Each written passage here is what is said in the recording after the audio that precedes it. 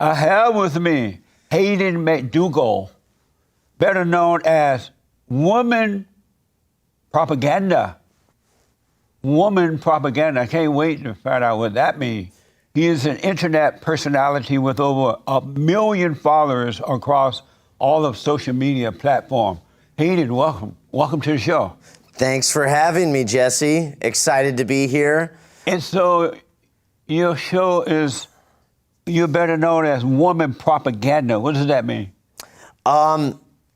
There's a lot of propaganda on the internet, and a lot of it is feminist propaganda.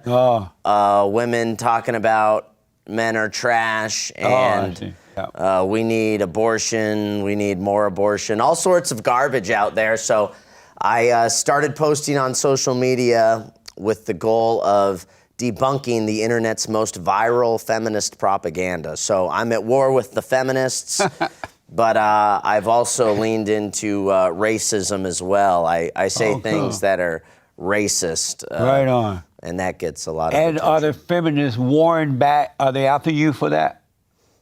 Everyone's after me. Everyone wants to kill me, yeah. Amazing. I get death threats all the time. So what's important to you? Great question. I'd like to see America not die. I'd like to see some sort of future for white people.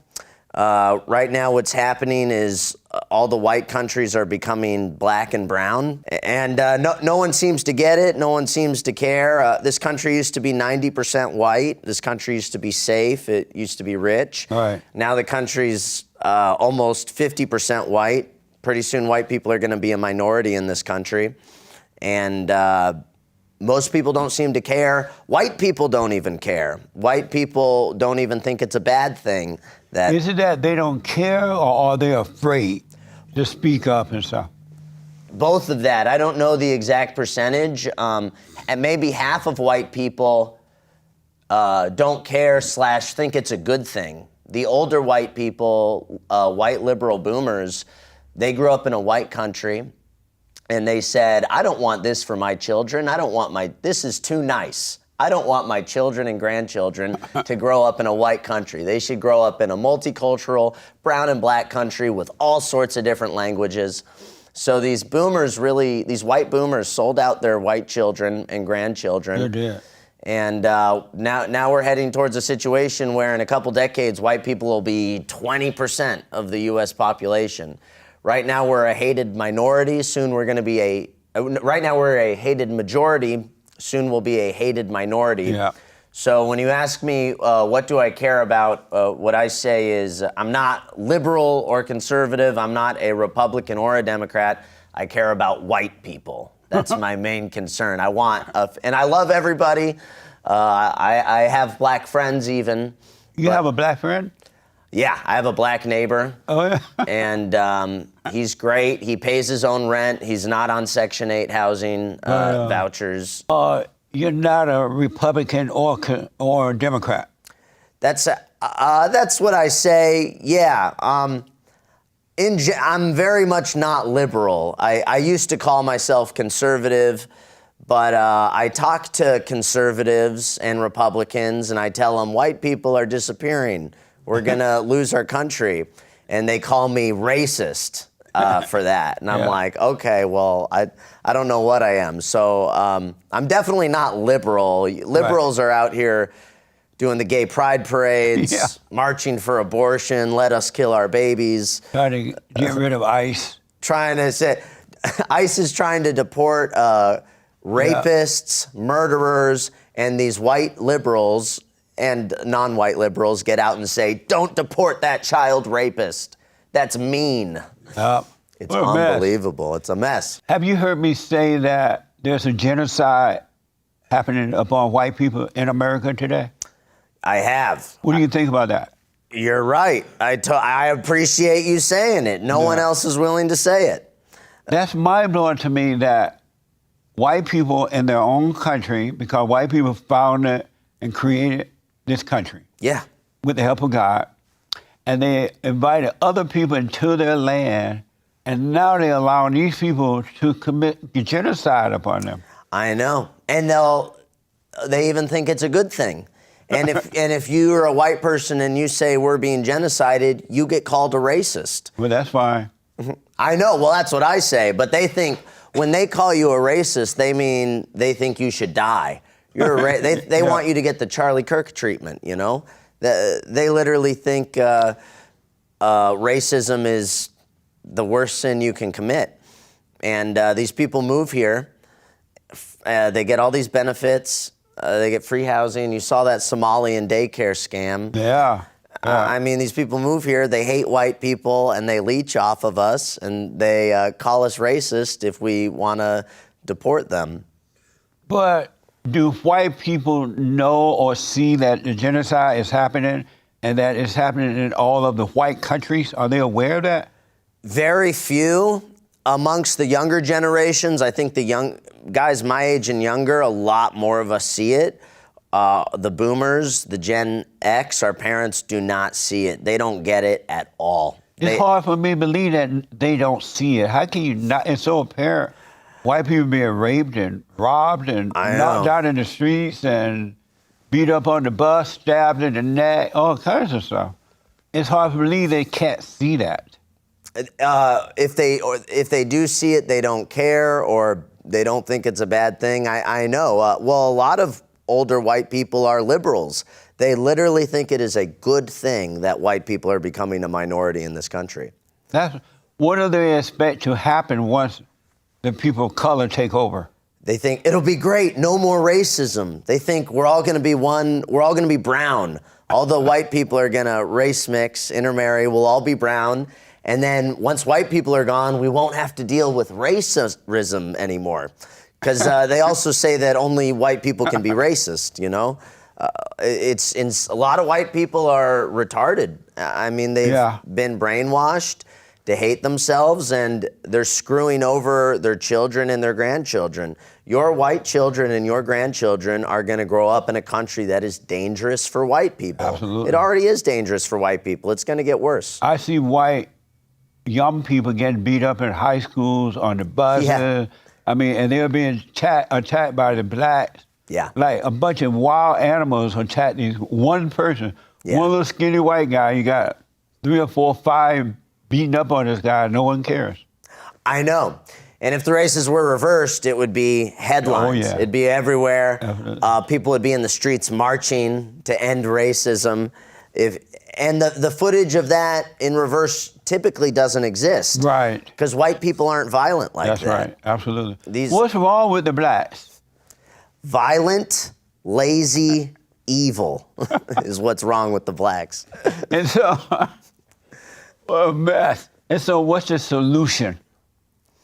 I think we could start by ending Section 8 housing. I started a PAC, a political action committee, to stop Section 8 housing. What Section 8 housing means is the government basically plants unemployed black people in your white neighborhood. Yep.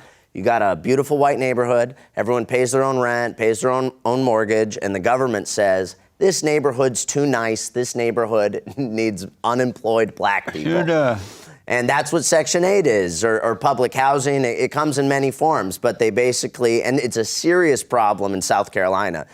Californians, you got a lot of Mexicans out here now, but there's actually not as many blacks in California. South Carolina has a lot of blacks, and these white neighborhoods just get destroyed with Section 8 housing. I remember when Barack was in the White House, he was trying desperately to get blacks and things to move out into the valley, into the white area here in California. And they were building, these rich people with building all these big apartments and things like that. They wanted them to do that out in the suburbs and make the rent really cheap or not at all. They were really trying to get that done. Yeah, it ruins everything. And yet the white people sat by and just, okay, whatever you want to do. I know. I mean, white people will not take their own side. It's totally insane. White people, we're the only group that will not stick up for ourselves. Yeah. We won't stick up for fellow whites. There's no unity amongst whites. When I was growing up, white people used to stand up for themselves. Yeah. I did not know that they had this kind of fear because back in the good old days, white people treated people the way they would like to be treated as the blacks did in those days, before the civil rights movement. And so I saw them creating an amazing country and innovative, driven white people. Yeah. I never knew that they could become this afraid that they would let their children suffer. They would send their children to a black school knowing that the kids are going to get beat up just to try to prove that they're not racist. Yeah. I didn't think that was possible. I know. It's unbelievable. I grew up in clown world. I went to public school my whole life. In public school, you learn white people showed up to this country and genocided all the Indians. And then they enslaved black people and they whipped them all day, every day. And you're just taught white people bad, white people bad, white people bad. And they're teaching this to white kids. It makes you feel ashamed or whatever. They're trying to convince white people you should just give up and die because you guys look at all this evil stuff you've done all throughout all of history.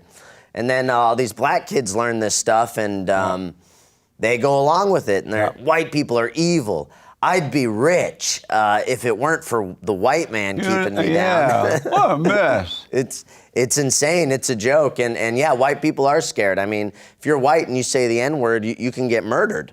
A black person will throw their whole entire life away to murder you for saying the N-word. Yeah. I remember white people, they had so much courage.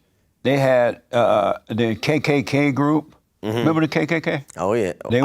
I know them I've heard about them. I don't remember them personally. But white people would not even tolerate that group. You know, they would say, no, you can't hate people. They allow them to be whatever they want, but at least they knew not to hate. Yeah. White people at that time knew about love, and as a result of knowing about real love, they have no fear. They did what they had to do. That's gone now. It's all gone. White people have. I'm out here fighting for white people, and it's a thankless job. How is it going? It's going all right. We're excited about our Stop 8 vote, the prospect of abolishing Section 8 housing. This is the first real attempt anyone has made to fight Section 8 housing. Yeah. No one has made a real attempt. This is the first time I'm hearing of anyone doing that. I know, it's the first time it's ever been done, so I'm excited about this. Right on. I've helped normalize the N-word for young white men.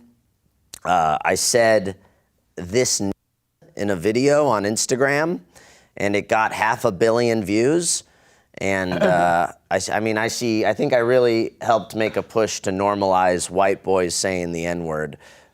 Young white people, you say young white guys are not afraid, or are they? I think they're afraid in the sense they don't want to get kicked out of college, they don't want to lose their job, certain things.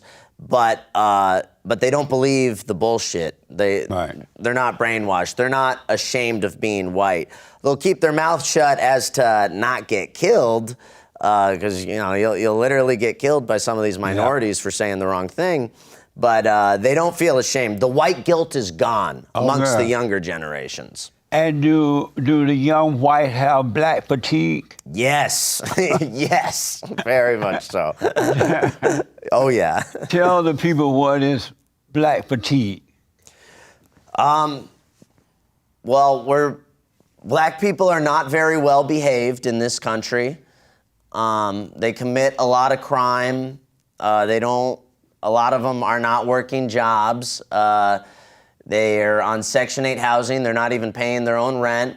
And then they get on social media and they talk about white people are evil. You get on the black side of social media, all they say is how evil white people are. Yeah. I saw recently some black woman on Instagram was talking about they used to eat us. They used to turn us into soaps and lampshades, which is something they said white people did to the Jews during the Holocaust. Now black people are saying white people also did that to their slaves, which I had not even heard before. That's ridiculous. They're saying stuff That like did a black. not happen. No. totally crazy. Now they're saying a black woman invented Wi-Fi. Have you heard of this? No. All over black social media, they boldly proclaim, and I think they really believe it, that a black woman invented Wi-Fi. So maybe that's why Wi-Fi doesn't work that well anymore. Yeah. We put the blacks in charge of it. It's falling apart. But yeah, black fatigue is just white people no longer caring about slavery. A black person will complain about slavery, and I'll say, I don't care. Right on. Right on. Did you know that in San Francisco they signed a bill or an agreement to pay blacks reparation? I heard about that. I say like $5 million or something like that. I'm waiting in line for my money. Yeah, I'm gonna put on blackface and try and go collect that. That's right, me too. Oh man. Hey, I'm part Irish. Irish people used to be slaves. Can I get paid for that? Amazing, huh? Yeah. What should white people be allowed to say the N-word? Yes.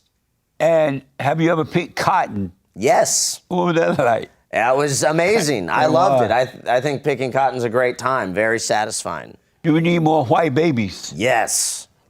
Should we give the blacks reparations? No. Hell no. Did you have fun? Yes. Thank you, man. Thank you, That Jesse. was amazing. Thanks for watching The Fallen State. We need your continued support. Donate to my nonprofit here.